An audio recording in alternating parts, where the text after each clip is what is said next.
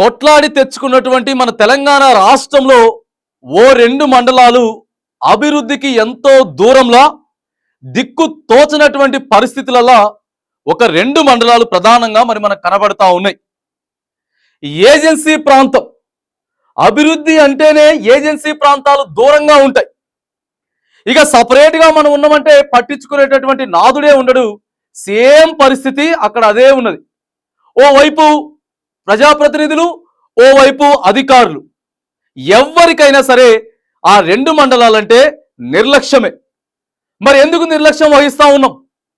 తెలంగాణ రాష్ట్రాన్ని బంగారు తెలంగాణగా ముందుకు తీసుకుపోతున్నాం కదా, అభివృద్ధి పదంలో ఎంతో అడుగులు ముందుకు వేస్తా ఉన్నాం కదా. కానీ ఈ రెండు మండలాలు మాత్రం ఎక్కడ ఉన్నటువంటి గొంగరి అక్కడే ఉంది. కానీ అసలు సిస్సలైనటువంటి ఖనిజ సంపద కూడా ఆ రెండు మండలాల్లోనే ఉంది. రాష్ట్రాల వ్యాప్తంగా కూడా అక్కడ ఉన్నటువంటి ఖనిజ సంపదను, ఇసుకను తీసుకొని పోతా ఉన్నారు. కానీ ఆ మండలాల అభివృద్ధికి మాత్రానికి ఎవ్వరు ఒక్క అడుగు కూడా వేయట్లేదు. ఎందుకో తెలుసా? నియోజకవర్గం ఒకటైతే జిల్లా ఒకటి. ఇక ఇక్కడ ఆ పరిస్థితి మండలాలు భద్రాచలం నియోజకవర్గం, ములుగు జిల్లా, ఆ రెండే రెండు మండలాలు ఇగో ఇక్కడ వాజేడు, వెంకటాపురం మండలాలు మనకు కనబడతా ఉన్నాయి. ఆదివాసీలు గోస పెడతా ఉన్నారు, పట్టించుకునేటటువంటి నాదుడే లేడు.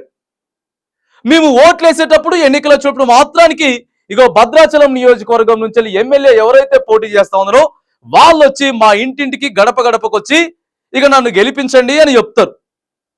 గెలిచిన తర్వాత ఇగో మా మంత్రి గారేమో ములుగులు ఉంటారు.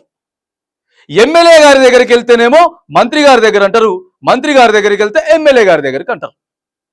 ఇక ఐటీడీఏ, ప్రధానంగా ఐటీడీఏ వచ్చేసేసి ఐటీడీ ఏమో భద్రాచలం పోతే ఏటూరు నాగారం అంటారు, ఏటూరు నాగారం పోతే భద్రాచలం అంటారు.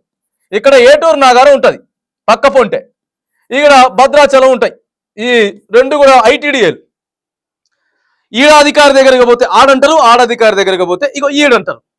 కానీ అక్కడ ఉన్నటువంటి ఇసుక మాత్రానికి ఒక్క ఇంచు కూడా లేకుండా వందల వేల లారీలు వచ్చి మాత్రానికి ఇదే వెంకటాపురం, వాజేడు మండలాల్లో ఉన్నటువంటి ఇసుకని తోడుకొని పోవడానికి మాత్రమే పనిచేస్తా ఉన్నది.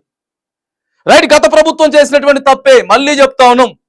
గతంలో పరిపాలించినటువంటి బీఆర్ఎస్ సర్కార్, కేసీఆర్ సర్కార్ మరికొన్ని అనాలోచితంగా తీసుకున్నటువంటి నిర్ణయాల వల్ల జిల్లాలను ఏదైతే ఉన్నటువంటి 10 జిల్లాలను 33 జిల్లాలుగా విభజించిందో ఇగో అప్పుడు ఈ రెండు మండలాలు ఆగమైపోయినాయి. ఈ రెండు మండలాలు అప్పుడు ఆగమైపోయినటువంటి పరిస్థితి. నియోజకవర్గం ఏడున్నది. ఎమ్మెల్యే గారేమో 100-120 కిలోమీటర్ల దూరంలో ఉంటారు, భద్రాచలం టౌన్ లో ఉంటారు. ఇక అక్కడ ఉన్నటువంటి సీతక్క గారేమో మంత్రి గారు ములుగులో ఉంటారు.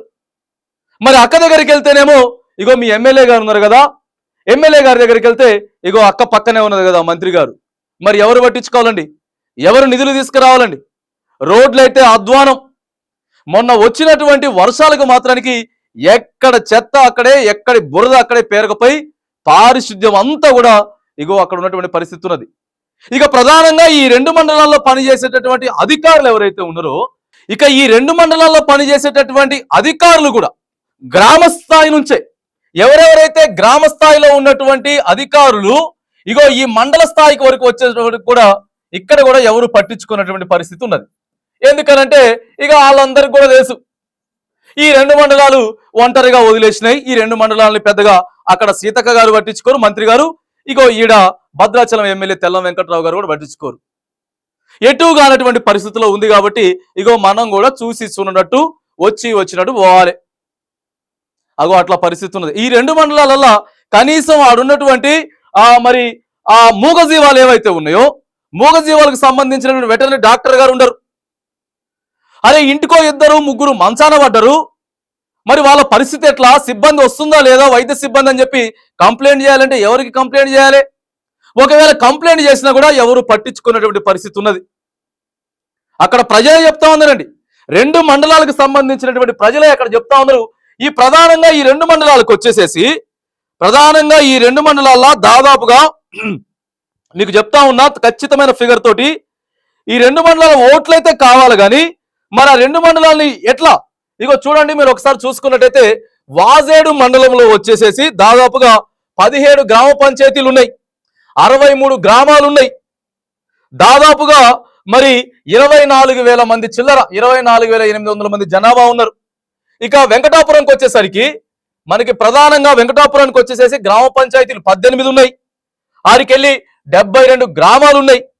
31,000 మంది జనాభా ఉన్నారు. అంటే దాదాపుగా ఈ యొక్క 30,000 55,000 మంది జనాభా కలిగినటువంటి మరి వెంకటాపురం వాజేడు మండలాలని ఎందుకు ఇట్లా వదిలేస్తా ఉన్నారు? మరి ప్రధానంగా అక్కడ సీతక్క గారు ఉన్నారు కదా, మంత్రి సీతక్క గారు ఆలోచన చేయాలి. ఇద్దరు కూర్చొని మాట్లాడుకోవాలి. సీతక్క గారు, తెల్లం వెంకట్రావు గారు కూర్చొని ఇగో ఈ 2 మండలాలు ఎటు కాకుండా పోతా ఉన్నాయి, ఈడ ప్రజల ఆరోగ్యం దృష్టి ఏంటిది, ఈడ రోడ్ల పరిస్థితి ఏంటిది అని చెప్పి మరి మాట్లాడుకోవాల్సిన పరిస్థితి ఉంటుంది. ఎందుకనంటే మరి అభివృద్ధి పదంలో ప్రస్తుతం ప్రభుత్వం అభివృద్ధి పదంలో ముందుకు పోతా ఉన్నాం అనేటటువంటి విలువైనటువంటి సలహాలు, సూచనలు సీతక్క గారి ప్రముఖ పాత్ర కూడా ఉన్నది. ప్రభుత్వం పనిచేయట్లేదని చెప్పి మేము అంటలేం, కానీ మరి ఈ 2 మండలాల పరిస్థితి ఏంటిది, వాళ్ళకి ఎవరు బడ్జెట్ పెట్టాలి, ఎవరు రోడ్లు పెట్టాలి, వాళ్ళు తాగునీరు పరిస్థితి ఏంటిది, వాళ్ళ ఆరోగ్యం పరిస్థితి ఏంటిది, ఇక వాళ్ళ దగ్గర ఉన్నటువంటి గోవుల పరిస్థితి ఏంటిది, ఓ డాక్టర్ లేడు. లాస్ట్కి ఎట్లొచ్చిందని అంటే అండి, ఆడ ఉన్నటువంటి ఆ బురద పేరుకుపోయినటువంటి నీరు కనీసం అంటువ్యాధులు రాకుండా ఎవరో సేవా సమితి, అక్కడ ఉన్నటువంటి స్వచ్ఛంద సేవా సంస్థలు వచ్చి బ్లీచింగ్ పౌడర్ చల్లాల్సినటువంటి పరిస్థితి వచ్చింది.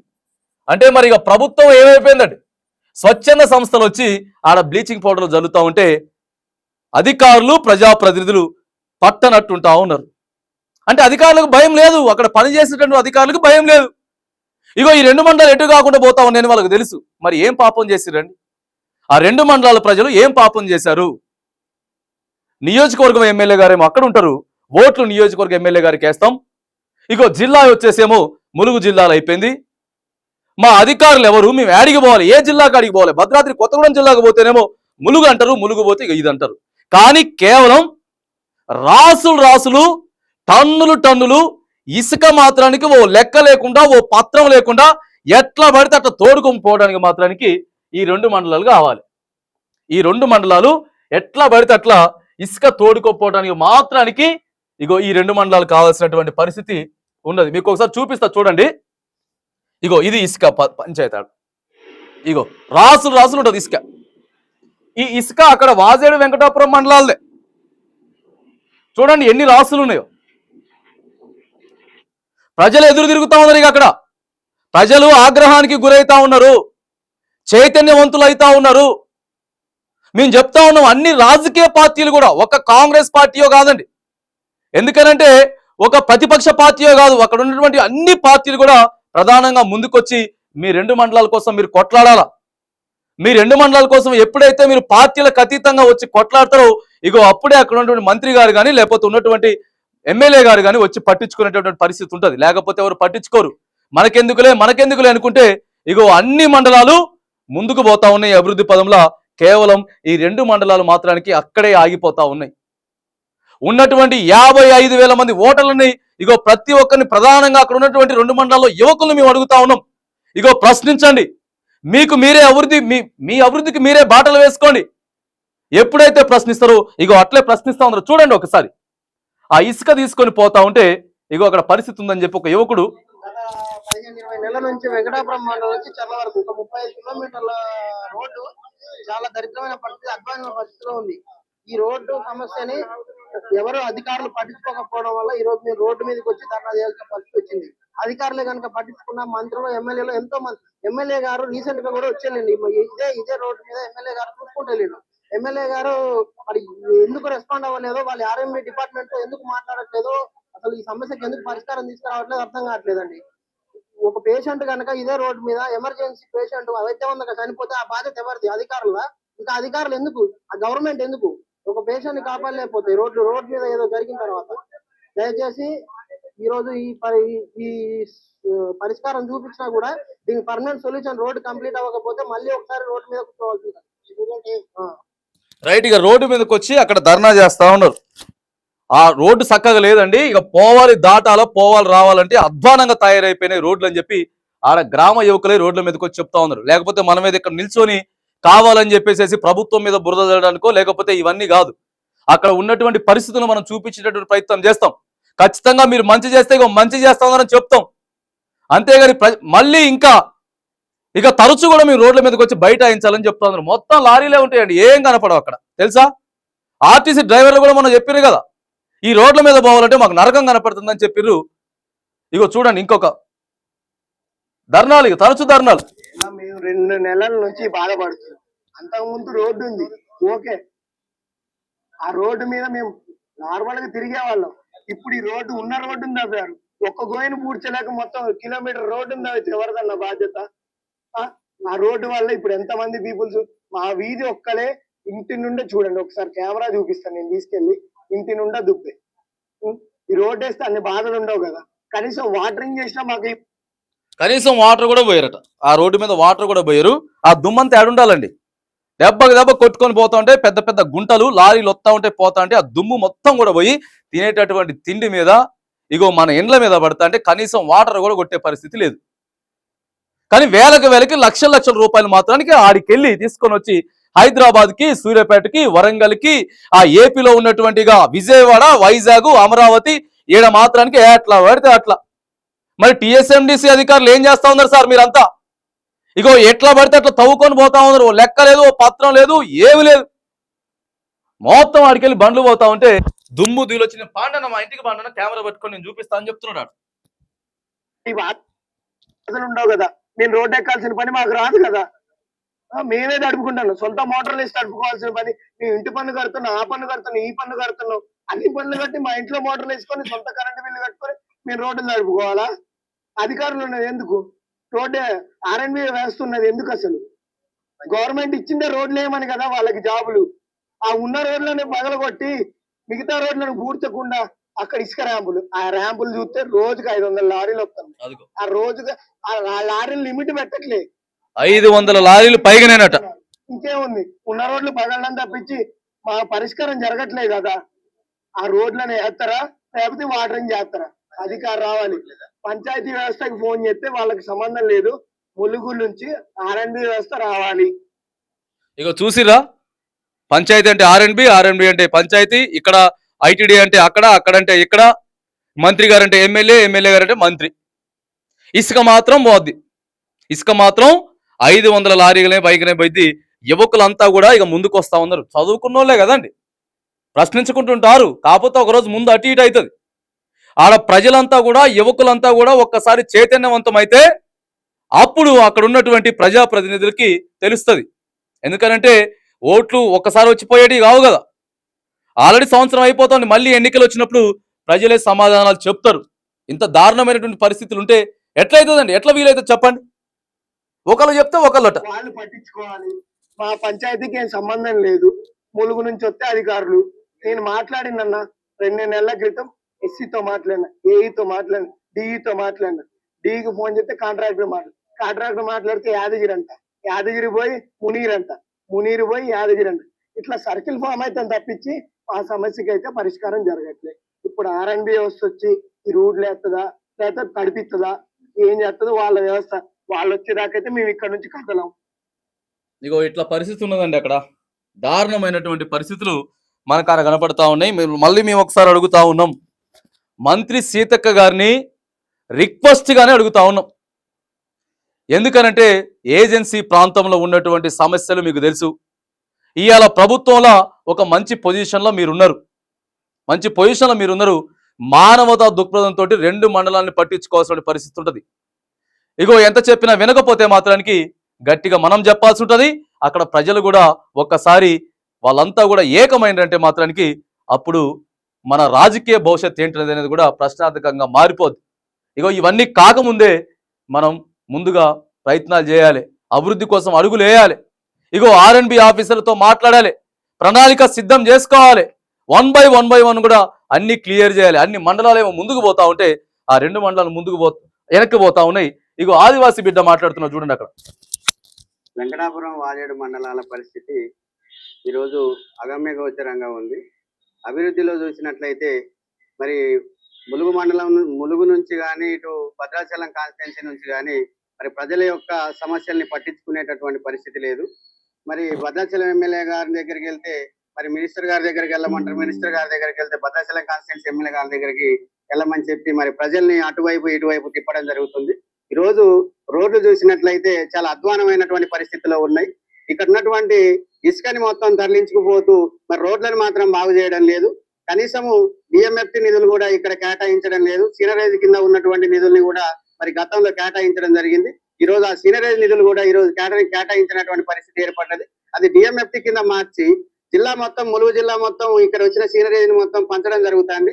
కానీ ఆ నిధులన్నీ ఈ ప్రాంతంలో మరి కేటాయించినట్లయితే ఖచ్చితంగా రోడ్లని బాగుపడతాయి. అదే విధంగా పంచాయతీలు కూడా బాగుపడతాయి. 2 మండలాలు కలిపి 18 మండలాలు, 36 మండలాలు ఉన్నాయి. ఈ 36 మండలాల్లో కూడా ఈ రోజు కనీసం శానిటేషన్ గాని, తర్వాత ఎటు అధికారుల పర్యవేక్షణ గాని మరి లేకపోవడం గ్రామాలు దుర్మార్గకరం. ఖచ్చితంగా దీని మీద ప్రభుత్వం ఏదో ఒక నిర్ణయం తీసుకోవాలి. ఈ 2 మండలాలు భద్రాచలం వైపు ఉండడం వల్ల మరి ఎటువంటి అభివృద్ధి జరగడం లేదు. అలాగని ములుగు వైపు ఉన్నా కూడా రేపు అభివృద్ధి జరుగుతుందా లేదనేది కూడా ప్రభుత్వం స్పష్టత ఇవ్వాల్సినటువంటి అవసరం ఉన్నది.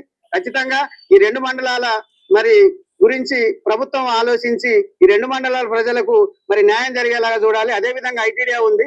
ఐటీడీఏ ఎవరి పక్షాన ఉంటుంది అనేది కూడా అర్థం కాని పరిస్థితి ఏర్పడ్డది. ఈ రోజు 2 మండలాల ప్రజలు ఐటీడీఏకి పోతే మీరు భద్రాచలం వెళ్ళండి అంటారు, భద్రాచలం పోతే మీరు ఎటు నాగరం వెళ్ళమని చెప్పి మౌఖిక ఆదేశాలతోటి మరి ఐటీడీఏ నిర్వహించడం జరుగుతుంది. దీనివల్ల ఇక్కడ ఉన్నటువంటి 2 మండలాల ప్రజలు మరి చాలా దీనమైన పరిస్థితిలో బతకడం జరుగుతుంది. ఖచ్చితంగా ప్రభుత్వం దీనిపైన దృష్టి పెట్టి ఈ 2 మండలాల భవిష్యత్తు ఏంటనేది తేల్చాలని చెప్పేసి ఆదివాసీ నవ నిర్మాణ శాఖ నుంచి మేము డిమాండ్ చేస్తా ఉన్నాం. రైట్ గా అదే చెప్తా ఉన్నాం. ప్రధానంగా ఏంటి అంటే ఈ 2 మండలాలకు సంబంధించి అక్కడ ఉన్నటువంటి ఆదివాసీ సంఘాలు కానీ, లేకపోతే అక్కడ ఉన్నటువంటి దళిత సంఘాలు కానీ, అన్ని పార్టీలు కూడా ఎప్పుడైతే ఏకతాటిపైకి వచ్చి ఇగో మీరు అధికారాన్ని ప్రశ్నించడం కానీ, లేకపోతే ప్రజాప్రతినిధుల్ని నిలదించడం కానీ, లేకపోతే రోడ్డు మీదకి వచ్చి ఎప్పుడైతే బైఠాయించి ఇగో ఆ లారీలన్నింటినీ కూడా ఎప్పుడైతే ఆపి మాకు శాశ్వత పరిష్కారం చూపించండి అని చెప్పి ఎప్పుడైతే మీరు యూనిటీగా ఏకతాటిపైకి వస్తారో అప్పుడే మీ 2 మండలాలు అభివృద్ధిలో ముందుకు పోతాయి. అంతే తప్పితే ఇగో పట్టించుకునేటటువంటి పరిస్థితులు ఉండవు. అందుకే కాబట్టి మేము చెప్తా ఉన్నాం, క్లియర్గా చెప్తా ఉన్నాం. అక్కడ ఉన్నటువంటి మంత్రి సీతక్క గారైనా సరే, ఇగో ఇక్కడ ఉన్నటువంటి భద్రాచలం ఎమ్మెల్యే తెల్లం వెంకట్రావు గారైనా సరే, ఈ 2 మండలాలను గట్టిగా పట్టించుకోండి. ఆడ ఉన్నటువంటి దాదాపుగా 55 నుంచి ఇగో 60,000 మంది ప్రజలు ఎవరైతే ఉన్నారో ఆ ప్రజలకి మీరు అభివృద్ధిని చూపించండి. మళ్ళీ వెళ్ళండి, ఓట్లు అడగండి, మళ్ళీ మీరు అధికారంలో రండి, మనకు నో ప్రాబ్లం. కాకపోతే మీరు ఏం చేశారనేది ఇంపార్టెంట్. దాదాపుగా 2 మండలాలలో 35 గ్రామ పంచాయతీలు అభివృద్ధికి దూరంగా దిక్కు తోచనటువంటి పరిస్థితులలో ఇగో వెంకటాపురం, వాజేడు మండలాలు ఉన్నాయి. 100కి 100% మేము ప్రశ్నిస్తా ఉన్నాం. వాళ్ళకి న్యాయం జరగాలి. 2 మండలాలను అన్ని రకాలుగా కూడా అక్కడ ఉన్నటువంటి అధికారులు కూడా స్ట్రిక్ట్ గా ఆదేశాలు ఇవ్వండి.